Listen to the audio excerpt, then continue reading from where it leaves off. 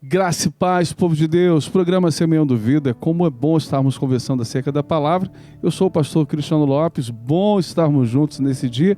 Pastor Márcio Bretas, paz. Graça e paz, meu pastor, graça e paz, você que está sempre nos acompanhando pela Rádio Sudoeste, pelo Facebook, se inscrevendo no canal do YouTube também, faça parte dessa família.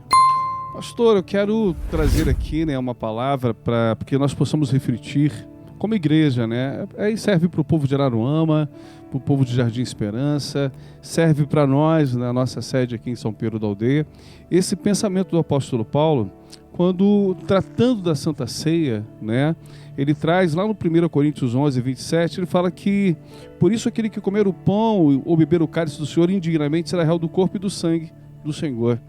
E depois ele diz para examinarmos a nós mesmos e fala da razão de ter muita gente doente, muita gente fraca, muita gente morrendo. Quando ele constrói esse pensamento, e a gente lê no verso 27, esse indignamente, a associação a que haja se aproximarmos da mesa do Senhor em pecado. Esse indignamente é uma associação ao pecado. E a gente tem que refletir, porque a bem da verdade, eu não sei o Senhor, mas qual ser humano hoje que acordou sem estar em pecado?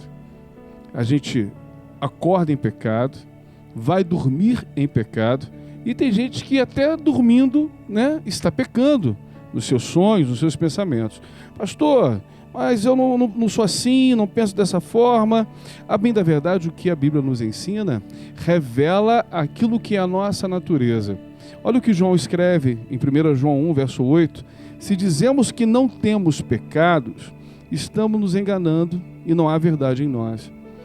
A construção da Bíblia Sagrada é para revelar que todos pecaram, todos, não tem exceção. Então, quando a gente pensa em nos aproximarmos da ceia do Senhor, quando estivermos dignos, é um ponto a se pensar. Porque esse examinar-se a si mesmo tem a ver com o que Paulo constrói em todo o contexto de pensamento. Porque existem muitos de nós que nos aproximamos da ceia com a intenção de salvar a gente mesmo, com uma fome de cuidar daquilo que é a gente. E quando Paulo constrói todo o pensamento de 1 Coríntios 11, se referindo à ceia, ele está dizendo assim, olha, as reuniões que vocês estão fazendo fazem mais mal do que bem, porque vocês se reúnem para fartar a barriga de vocês, mas esquece daquele que de repente nem chegou à mesa, porque está com fome, porque não tem o que trazer. E quando você faz dessa forma, aí essa indignidade de não esperar uns pelos outros, de não se preocupar com o outro. Nós construímos a Santa Ceia de uma individualidade tão grande daquele que quer se safar do pecado. E a bem da verdade, a Bíblia diz que o que nos safa do pecado é o sangue do Cordeiro. Deus olha para nós através do sangue. Isso aí nos libertou do pecado. Mas quando a gente na ceia esquece de pensar no irmão que não chegou, naquele que está fraco e está doente, porque está afastado da igreja, e aí fala por que tem muita gente fraca, por que tem muito doente, porque está afastado do corpo, e essa consciência é daquele que está conseguindo chegar à mesa. E quando chega à mesa sozinho, Deus está perguntando assim, cadê teu irmão? Onde está teu irmão? E essa consciência, pastor, nesse tempo de pós-pandemia ou de pandemia que estamos vivendo, onde a igreja, muitas delas ainda estão fechadas, onde há esse terror, esse temor, a gente precisa trazer essa consciência, pastor. E não é responsabilidade dos pastores apenas, não é. É daquele que está se aproximando da ceia. E tem muita gente indignamente chegando porque só está pensando em si, pastor. Esse autoexame que o apóstolo Paulo fala é interessante pelo fato de que a pessoa, ao se examinar, e pecou, e errei, me arrependo desse pecado, desse erro, e vou até a mesa. O problema é que muita gente faz esse autoexame e, ao se examinando, ela não vai, porque ela acha que não é digna de estar na mesa. E tem aquele que nem faz o autoexame, porque o pecado dele já não incomoda mais. Então ele já vai para a mesa mesmo sem se examinar. E tem a outra situação ainda, daqueles, pastor, que não vão, porque eu estou em pecado e eu não vou, e aquele que vai, mas fica acusando o que não foi. Não, Senhor, está em pecado, como se ele não fosse pecador. Então é muito complicado isso e precisa realmente ser ensinado, porque senão as pessoas só vão comer o pão, tomar o suco, e nesse tempo aí era uma refeição e as pessoas iam ali para isso. E aí a gente colocando naquilo que é a caminhada do crente, pastor, são as motivações, né? As pessoas iam, talvez seria o dia de culto mais cheio, não por conta do propósito, mas por conta da comida, né? Hoje a gente tem observado também que os cultos muitas vezes enchem muito, né? Mas não pela motivação certa, não pelo propósito correto, mas por algumas outras coisas que têm atraído as pessoas até aquele lugar. A gente precisa ter o cuidado, querido, porque muitos ali na cruz, pastor, participaram daquele momento com Jesus, mas muitos foram ver o que estava acontecendo, foram de curiosidade, foram apontar Jesus e acusá-lo também, mas estavam ali.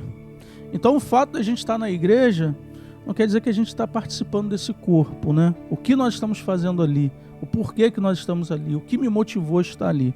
Então a gente precisa entender que esse tempo da ceia, ninguém é melhor do que ninguém porque está ceando, ninguém é pior do que ninguém porque não está ceando. O que falta é examinar-se. Errei e pequei, Senhor, me perdoa, se arrepender desse pecado e buscar a não pecar mais. E fazer parte daquilo que Deus, porque a mesa não é para as paredes, né? A mesa está sendo preparada para nós, para a igreja participar, seja ela pecadora ou não, porque o sangue de Jesus nos purifica de todo pecado. Verso 20, olha o que diz, né? Quando vocês se reúnem no mesmo lugar, não é a ceia do Senhor que comeis, porque ao comerdes cada um toma antecipadamente a sua própria ceia. E há quem tenha fome, ao passo que há também quem se embriague. Você não tem, porventura, casa para você beber? Ou você está menosprezando a igreja de Deus? E envergonha aqueles que nada têm? Paulo está falando daqueles que se aproximavam, né, com todas as suas grandes dificuldades, sejam elas emocionais, físicas, não importa, onde aquele que podia se aproximar não se preocupava com aquele. Quando a gente trata, né, de pecado na Santa Ceia, é terminar o culto de ceia e algumas pessoas procuram a gente no final, não sei hoje, pastor, porque eu não estava muito bem. E eu fico pensando no meu botão, né, quando é que você estava bem para cear? Quando é que você estava mais santo para poder cear? Qual o momento disso? A bem da verdade, tem muita gente, pastor, hoje com depressão, com ansiedade, com síndrome, pessoas sem motivação dentro da igreja, que participaram da mesa, mas estão enfermas. E por que estão enfermas? Porque estão se fartando. Se fartam, se embriagam, como Paulo coloca aqui, pensam nelas mesmas, né? Não estou em pecado, posso chegar até a mesa. E esqueceu de alguém que precisava de oração. Fez aquele gueto dentro da igreja, a panelinha, então me aproximo com a minha panelinha, esquece daquele que eu não consigo se conectar. Isso aí é o maior pecado que Paulo está confrontando no meio do povo. E esse é o maior pecado que a gente tem que confrontar na igreja. Essa falta de cuidado com o irmão, é o que o senhor colocou. Às vezes a gente se aproxima para acusar daquele que não se aproximou. Às vezes a gente vai sem discernir o corpo, vai porque está indo, já cauterizou o pecado, aquilo que é as dores, né? E só está vivo, pastor, quando João recebe de Jesus para escrever a carta, né, às igrejas da Ásia, tem fama que está vivo, mas está morto. Só está vivo aquele que está produzindo no reino, aquele que está se preocupando com aquele que está faltando, se preocupando com o irmão. Quando Deus pergunta para Caim, Caim, cadê Abel, teu irmão? Onde é que ele está? Por que você não está cuidando do teu irmão, cara? Porque ele já estava arquitetando coisas para fazer o mal. E tem muita gente no dia de ceia que chora, que clama, que grita, que diz que se arrepende, mas no dia seguinte não está fazendo nada que aprendeu. Eu creio que a gente está ali ceando justamente porque precisa, justamente porque não está bem. A pessoa deixa de cear, não sei, porque eu não estou bem. Não, agora que eu tenho, cara, que cear. Porque na realidade não é o pão e o suco. Na realidade é a consciência do que você está fazendo ali, o porquê você está fazendo. Eu entendo que é uma oportunidade que o Senhor nos dá para mostrar assim, olha, eu sou aquele que posso, né, restaurar aquilo que um dia foi destruído. E outra coisa, é um tempo que a gente entende, cara, como eu dependo de Deus, né? como nós dependemos de estar nessa mesa, não só no dia de ceia, mas todos os dias, né? Aos pés do Senhor. Há uma necessidade que muitos, pastor, só lembra uma vez no mês, né?